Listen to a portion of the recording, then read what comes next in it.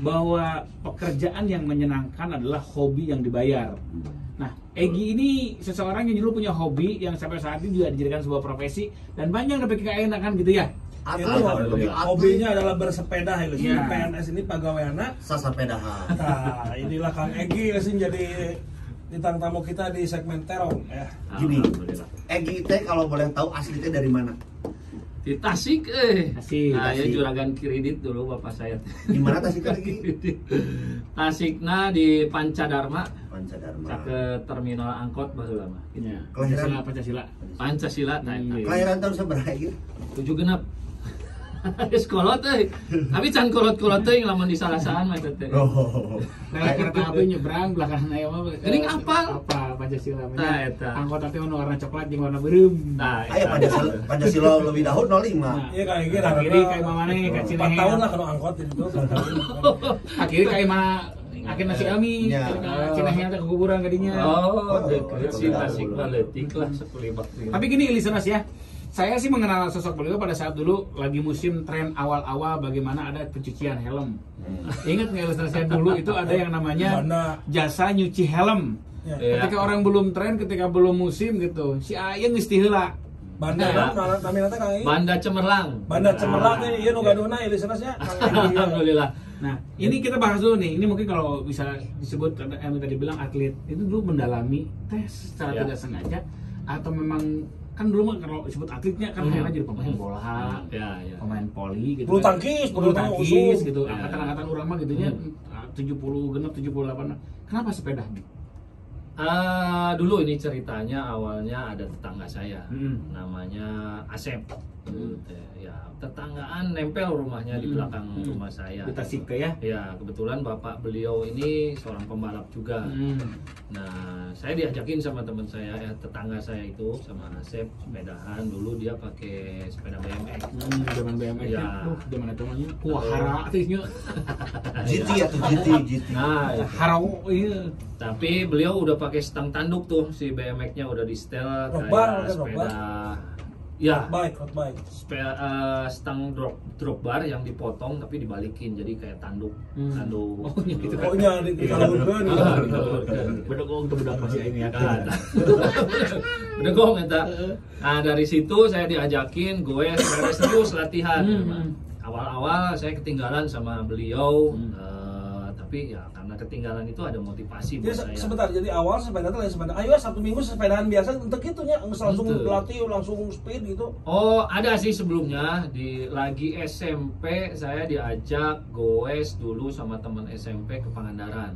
Dari Tasik. Dari Tasik. Itu dari pagi finish hampir maghrib kalau nggak salah. Itu mah sebagai ulin biasa we ulin we wungkul eta mah. Pakai sandal, pakai naon gitu ya atau pakai sepatu sih tapi ente serius lah.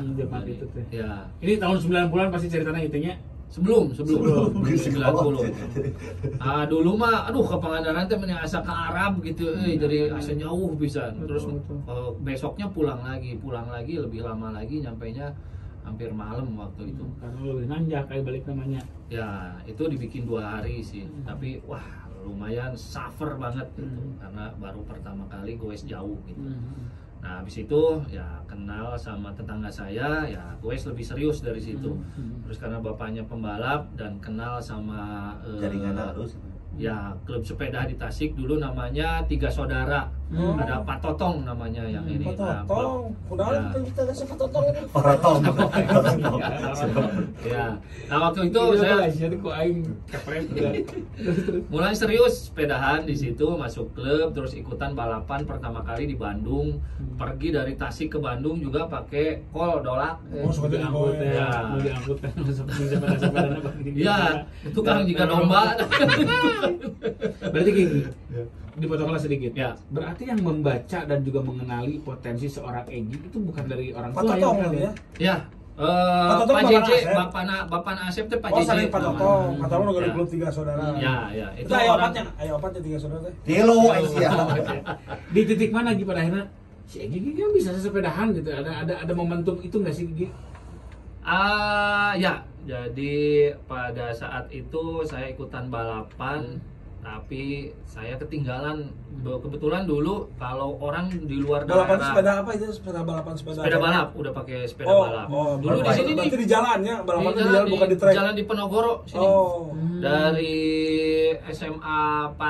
SMP 14 tuh ke atas sampai RRI ya, Supratman, di situ balapnya. Namanya Bunga Tulip waktu itu. Saya balap nggak sama yang seumuran, jadi dibalapinnya sama kolot bedegong kalau istilah sekarang. Kalau looping atau ya looping ngelap. Jadi itu namanya kriterium. Oh, kriterium. Ya. Ya. Sama kolot-kolot di situ, tapi tetap ketinggalan meskipun umur saya masih muda gitu kan.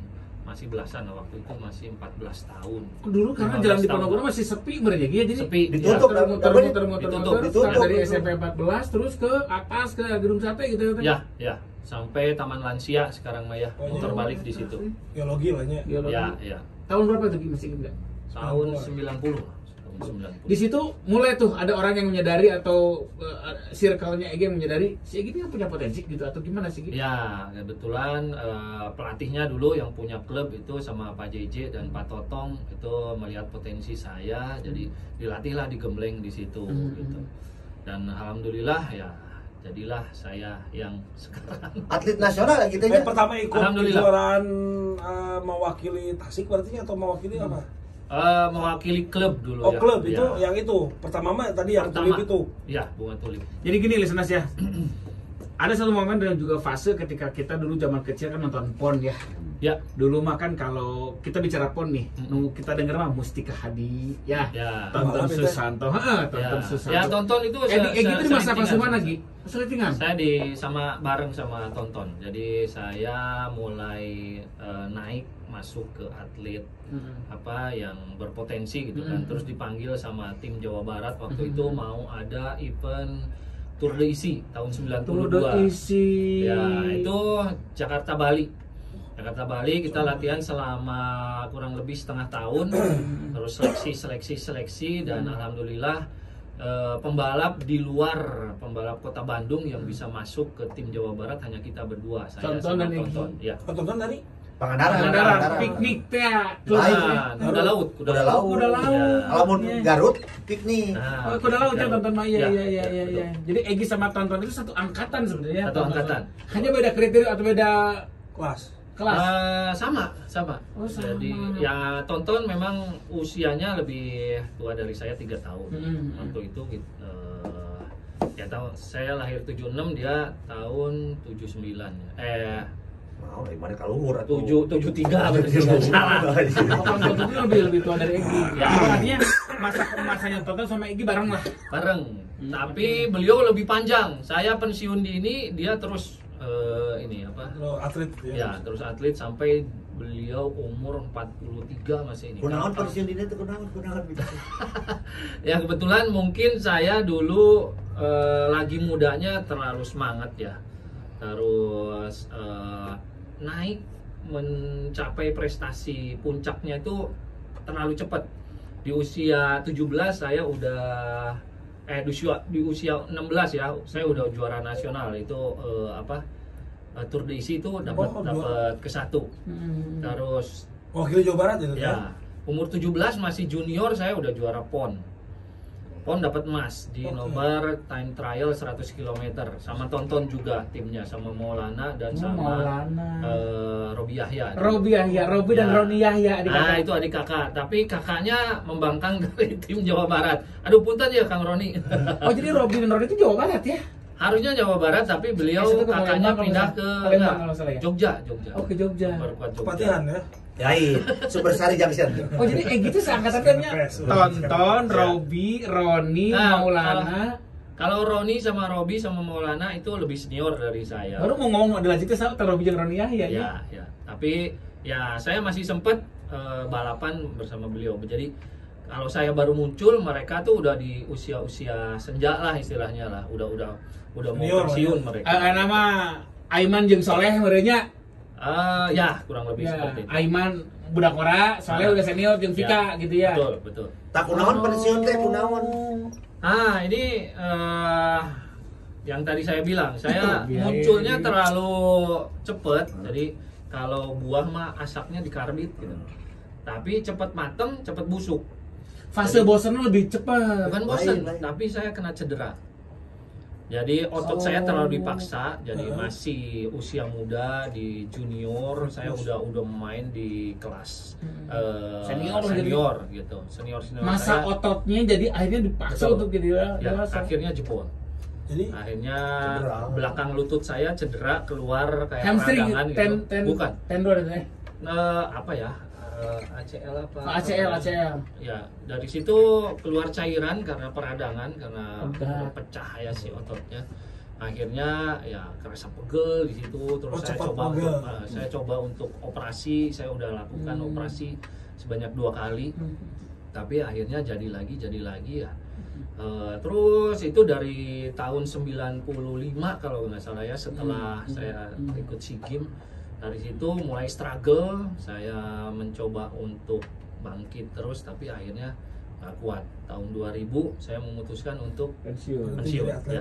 Padahal masih di usia 24 tahun. Tapi gini, secara kesimpulan beruntung Egy sudah masuk ke fase tertinggi dalam sebuah prestasi. Alhamdulillah, betul. SEA Games pernah sampai medali nggak? Tahan dulu mendingan nanti prestasinya apa aja Wan, kurang banyak. Pasti penasaran. Ayo nama lagu lah. Aduh, ayo memorian nih orang SEA Games. Kang Dani ya. Ya. Kang Dani Delawa.